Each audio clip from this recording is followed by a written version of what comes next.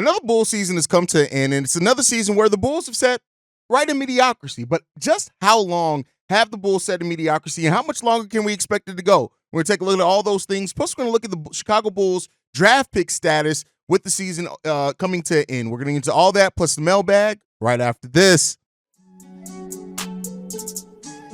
You are now tuned in to Chicago Bulls Central, your number one place for all Chicago Bulls news and content.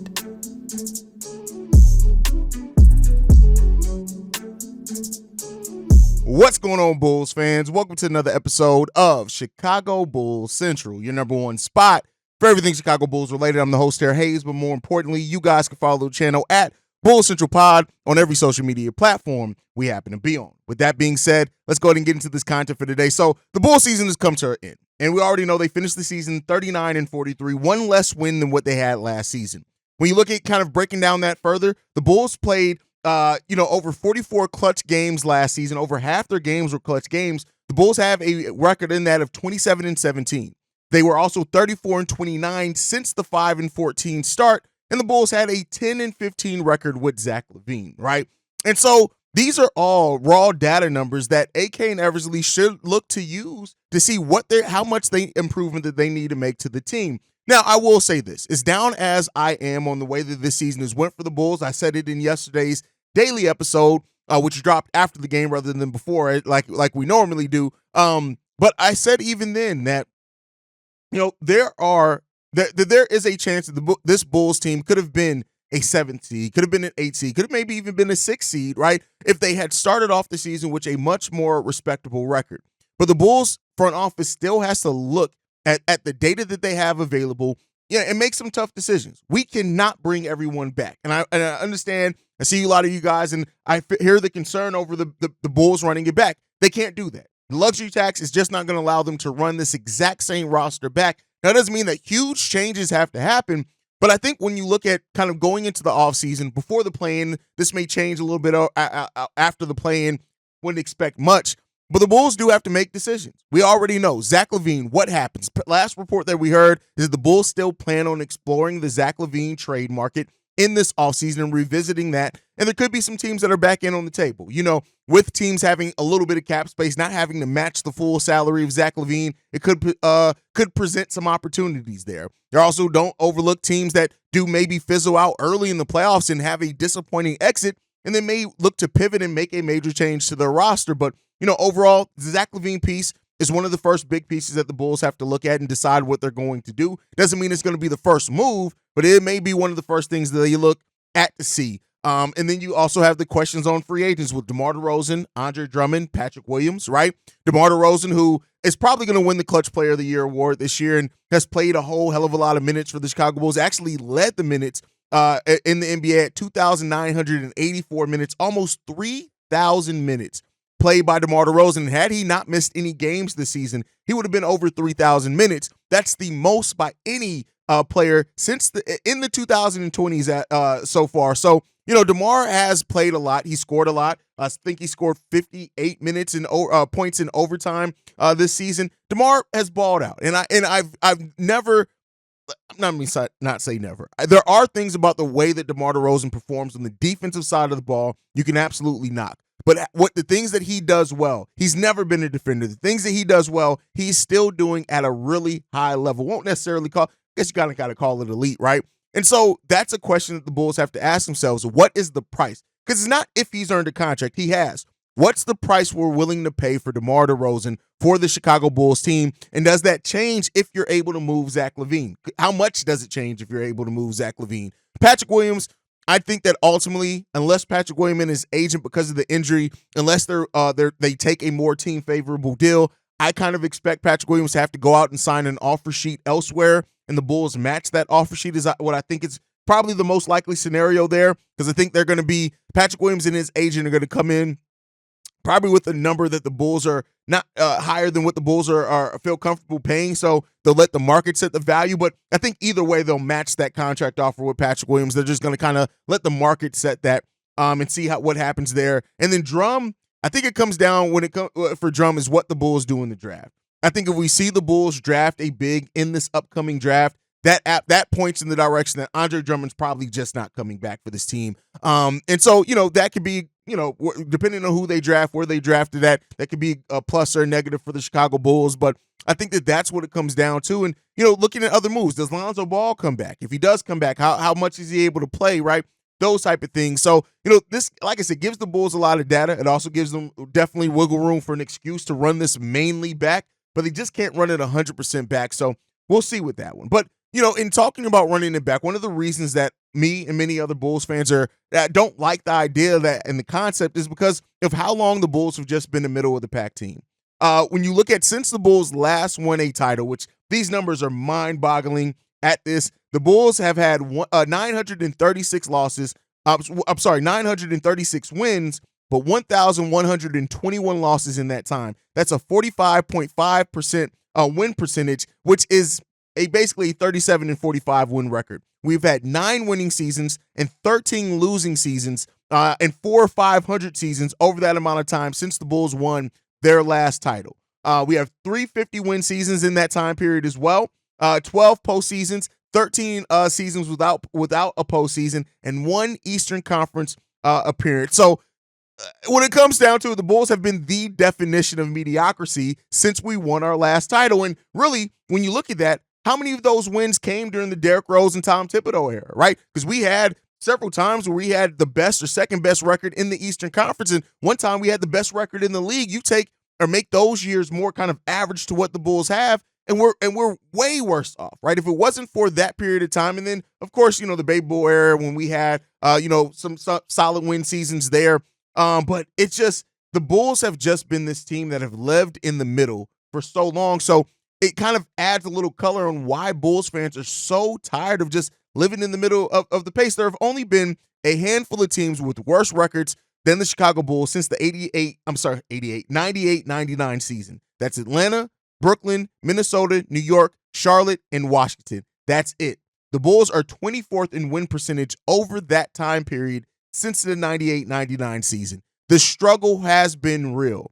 And, that's a lot of pressure to put on AK to be the GM to do that. But you accepted this job, and you came into this team saying that it's about bringing championships back to Chicago. So, yeah, you're damn right. We have a fan base that's tired of living in the middle. We have a fan base of tired that's settling. And so when you hear fans, and you're going to hear that in some of the voicemails today, tired of hearing about, the competitiveness, we haven't truly been competitive. We've been a middle of the pack team for what is amount to a lot of Bulls fans' lifetime. 25 years.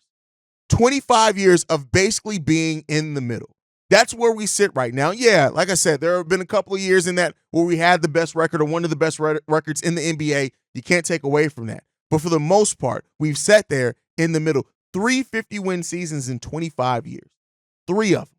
So the frustration, yes, that is a lot of pressure on the Bulls front office to be the one that corrects that. But guess what? That is up to this front office to correct it. That is why you accepted the job. That is the point. And if you aren't aiming to do something that makes you better every year, right? And incremental changes are fine, but that has to eventually add up to something more.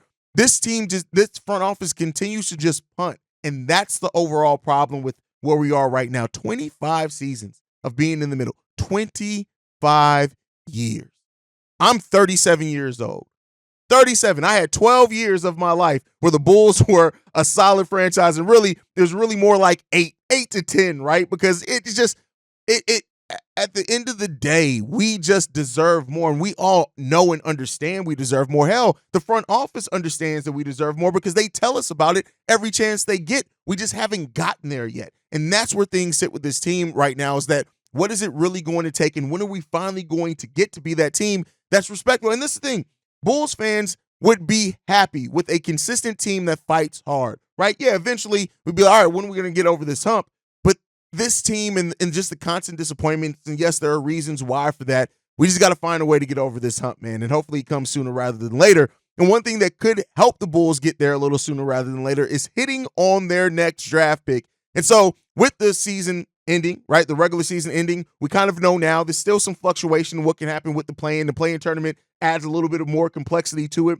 But the Bulls right now would have the 11th pick in the draft, pre-draft lottery. So that's pre-draft lottery. Now, that can go up or down based on Well, I don't think it can go down. I think it can only go up if the Bulls make it out that play-in tournament. So if we make it out the play-in, we're no longer in the lottery. We are right outside the lottery at that point. But if the Bulls do not make it out the play-in tournament, and if they don't beat the Atlanta Hawks beat them, the Bulls would have the 11th pick in the NBA draft. Now, what does that mean for the Bulls? It gives the Bulls a 2% chance to move into the top four.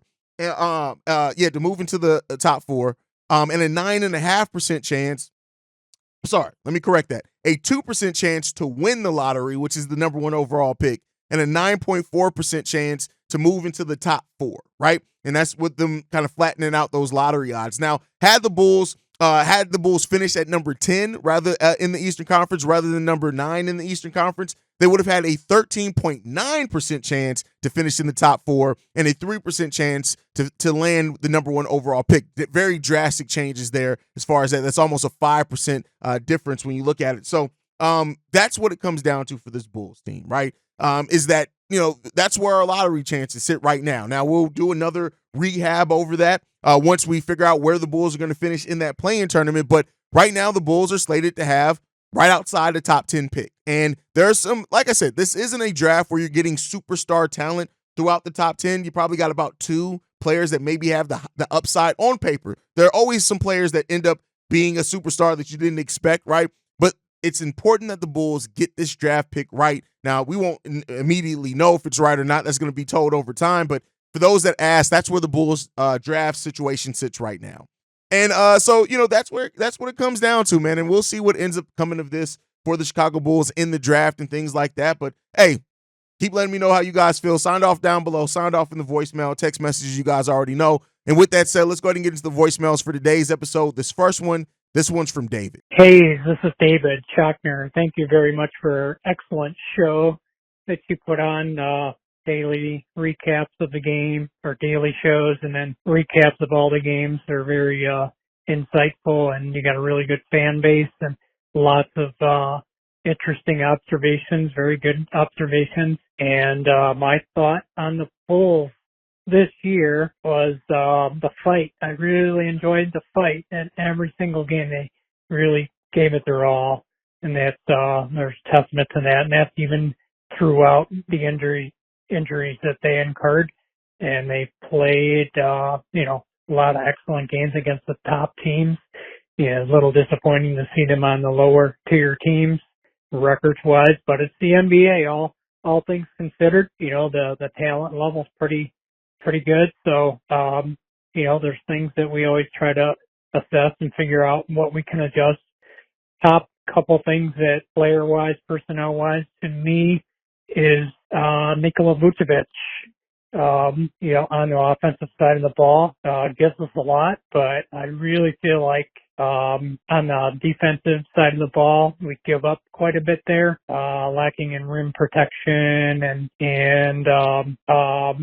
pick and roll defense in particular, all those lob dunks that we saw. That's, a lot of it's in the middle. We have some problems in realizing that, we maybe didn't have the size of the 4 position to complement him. So it's not all his fault, but I think we give up a lot there on the defensive side of the ball. And let's see, Kobe White. Really encouraged to see Kobe White come back around. I never doubted him from the get-go, from the rookie year that he showed scoring ability from the outset. Really impressed by how hard he has worked on his game, ball handling, defense, and closing out on threes, taking charges, you name it. This kid's done it all. Really impressive there. I think he got burnt out, toward the end of the year from the minutes alone, and he never complained, never gave up. I think that is a big factor, is the fatigue has contributed to his 3-point shooting. But I think that better minutes management by the coaching staff, Billy Donovan in particular, of course, is making most of those decisions, it looks like. But I don't know what's coming from the top. But, I think better personnel management can help this team. And I think we need some size, 3 and... Bulls fight this season. Listen, there was some time periods of more fight than not. There was definitely some games where the Bulls just did not fight hard down stretches of games. But more than that, you got to love the resolve of how they came back, had an over 500 record after that 4-15 start. You got to give them some credit for that. I agree with you on Vooch's pick and roll defense. It's terrible, and it's always been terrible, and it's going to continue to be bad. Now, as you said, that's not all on Vooch. You mentioned the four, but the guards are also bad in pick and roll at times as well. But I do think having a four next to Nikola Vucevic that kind of overcomes some of what his limitations would help on the defensive side of the ball, at least for sure.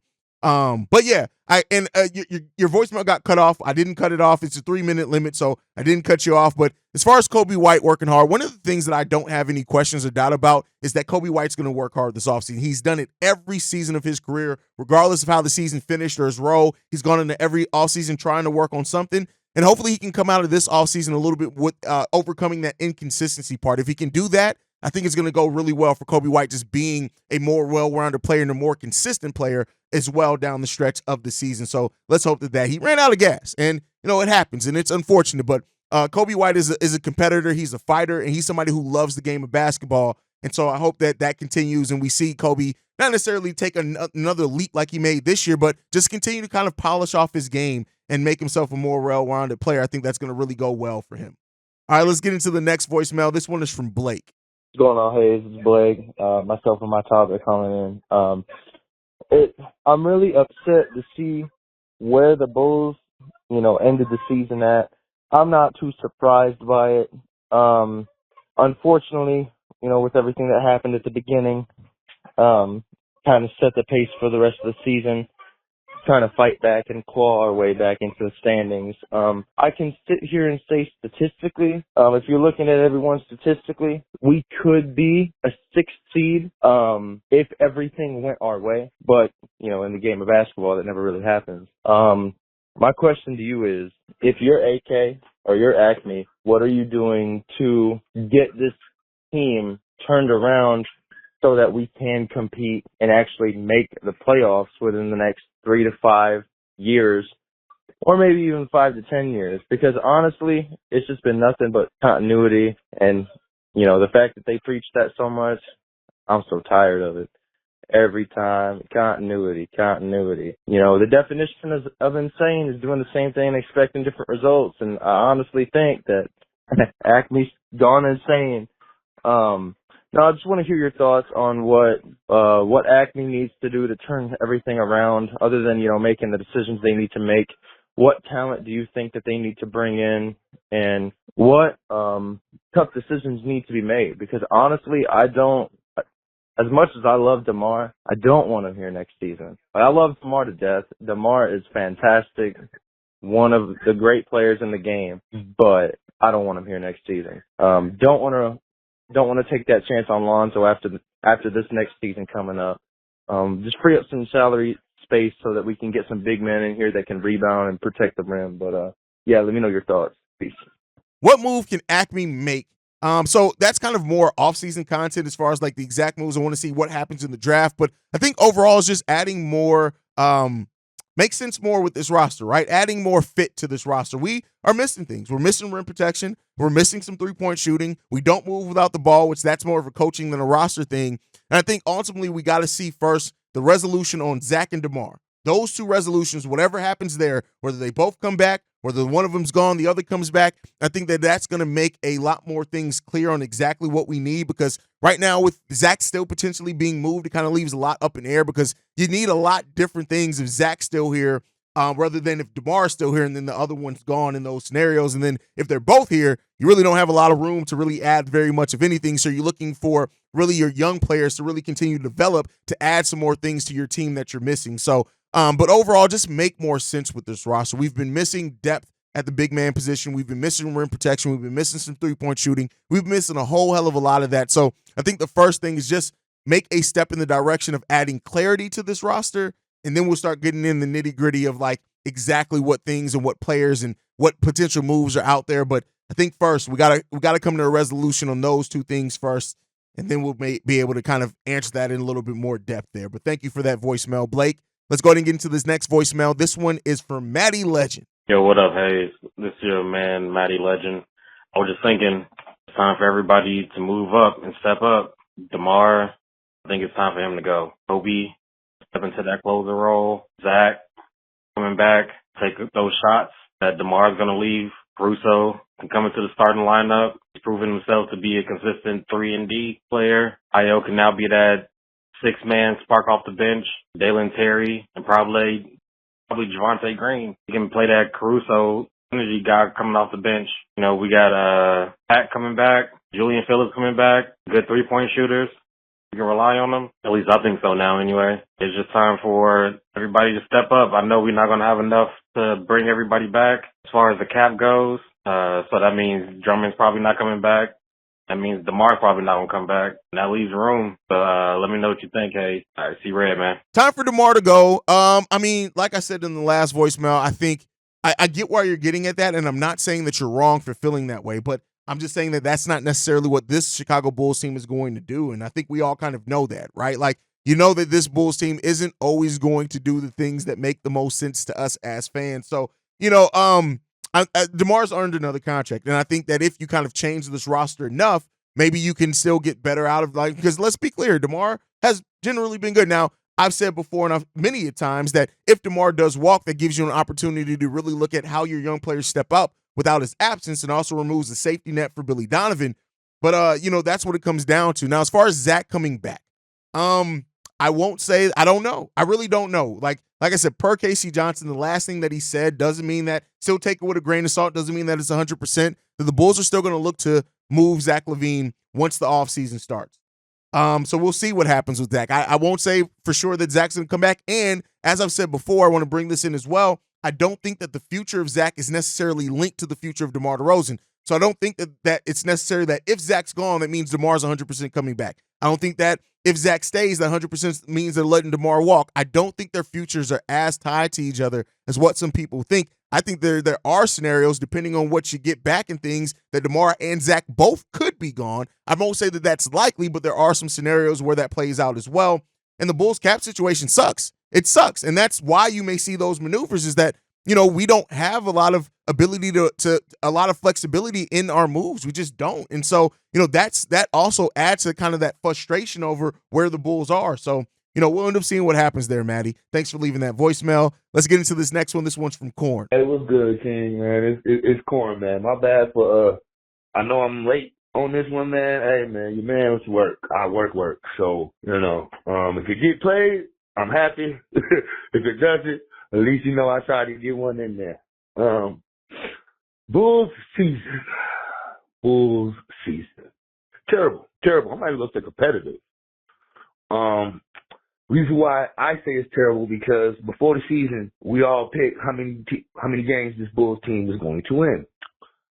I said they were going to be 51 and I believe 51-31. We fell far from that. First part of the season, terrible. Mid, we got to see Kobe, got to see Ayo, P. Will, very disappointment. He did good for a month. Yeah, cool. And everybody know I'm a P. Will guy. I thought he was going to make this leap this year. Let's hope something happens. What I'm nervous about us running it back is not bringing everybody back, but bringing the same core back, which is DeMar. I don't believe Drummond is going to come back. Vooch is going to come back. And I'm going to say this. The reason why they might run it back, if we make it into the playoffs, we're going to hear one name. The reason why they're going to run it back, Lonzo Ball. So let's hope and pray, you know, that they finally make the right moves, the moves that we need to make. Or we just go run it back with the same core being Vooch, DeMar, Zach, and Lonzo. That to me is running it back. If we bring all those guys back, and those guys are starting. And I guess you could say we add in Kobe or whatever. Well, I don't even know where we put in Kobe at this point, right? Is Kobe even starting anymore if Lonzo's back? So let's hope and pray that AK, Acme, whatever, makes the right fucking move this offseason. I doubt it. I'm in doubt. Like I said, to me, they got to prove it. But let's see, man. Hey, man, appreciate you on this season. Like I said, it wasn't for you, this season would be shit on shit. But the season's just shit. Love you, King, man. See you. Talk to you in the off season. Blessings. You had the Bulls winning 51 games. Like, even me as an optimist, 51 is what you had them? That's crazy, bro. I mean, hey, I'm glad to the faith. One thing I want to say to this, bro, and you have to understand this. Lonzo Ball's not coming back to the starting lineup. There is 0% chance that Lonzo Ball, when he comes back, is the starting lineup, mainly because he's not going to play back-to-backs. He's going to have some serious pain management, at least to start the season. So Kobe White is not going to be moved out the starting lineup. I don't think that at all. I don't foresee that. Billy Donovan has even talked about the importance of not wanting to change Kobe's role, and that was when he was expecting Zach LaVine to come back. So I think at this point, the Bulls are invested in Kobe White as that starter, seeing the growth and the leap that he's made. So I don't think there's really any chance of that, especially with Lonzo and all the restrictions that he's going to have, even if he is cleared. And so I just don't see Lonzo jumping right back into the starting lineup. So, that's the thing there, Corn. But we'll end up seeing, man, like once the play-in ends, we, of course, got to go throughout the whole playoffs. But shortly after the draft, we may start getting a lot of clarity for the Bulls at the draft, because if they do move Zach LaVine at the draft or something like that, it's gonna make a lot more sense. But we got a couple of months. At least by July, we'll know something, right? Like a few months away, 3 months. Like, what's 3 months to 25 years of struggle, right? It is what it is, Corn. But thanks for leaving a voicemail there, big dog. All right, so let's get into this last voicemail. This one's from Super Duper Danko. What's good, Haize? This your boy Super Duper Danko. First time calling in, but we're going to go by 609 Super when I call in. Man, I went off a little bit in the stream earlier because, niggas tired of seeing Demar going off at the end, and it's just so predictable. But good God, man, I just hope and pray. I'm gonna stage everything, because I just hope and pray some change happen this offseason, man. I feel like we've been asking for change for 10 off seasons now. I'm exaggerating, but boy ball was 5 years and one. So it's hard out here for a Bulls fan that just want to see some progression. That's all. Niggas just want to see some progression, bro. But I ain't gonna hold you long, man. Love what you're doing. Keep it up. Niggas need you out here. Peace. Hey, listen, bro. I understand going off, man. And, while we want to try to keep our composure and stuff, like, this team has been frustrating, bro. And I understand your frustrations with DeMar. I understand everybody's frustrations with this team overall. We sit in a place that it's just been frustrating to be as Chicago Bulls fans, man. So, it's been hard. 25 years it's been hard to be a Bulls fans. But yeah, man, at the end of the day, here's what I'll say. This show doesn't stop. This is always going to be a refuge for Bulls fans to air it, and we'll do a live call-ins over the offseason. Probably I'll try to do one at least once a month over the offseason, do live call-in episodes where everybody can call in. After a couple of those we're probably going to do every 2 weeks, like after free agency, after the draft, we'll probably do some live call-ins as well to kind of get how people are feeling about the vibe and the pulse of the team.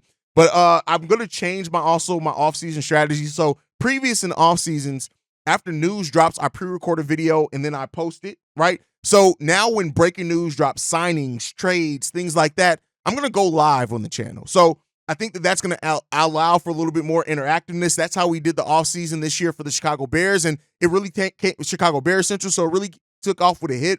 So I think we're going to do that a little bit more this year, is go do those live streams. And on the podcast side, we'll still post them as live, but that way you can get a pulse, kind of interact a little bit more as that news breaks. So let me know what you guys think about all that, guys. Thank you so much for leaving those voicemails. Make sure you're following the show at Bulls Central Pod. You can send us any feedback, questions, comments, concerns, bullscentralpod@gmail.com. Lastly, if you want to leave a text message and our voicemail, the number to do so, 773-270-2799. We are the number one spot for everything Chicago Bulls related, thanks to you guys. And like I like to end every episode on, go Bulls. Love you guys. See red if you can, y'all.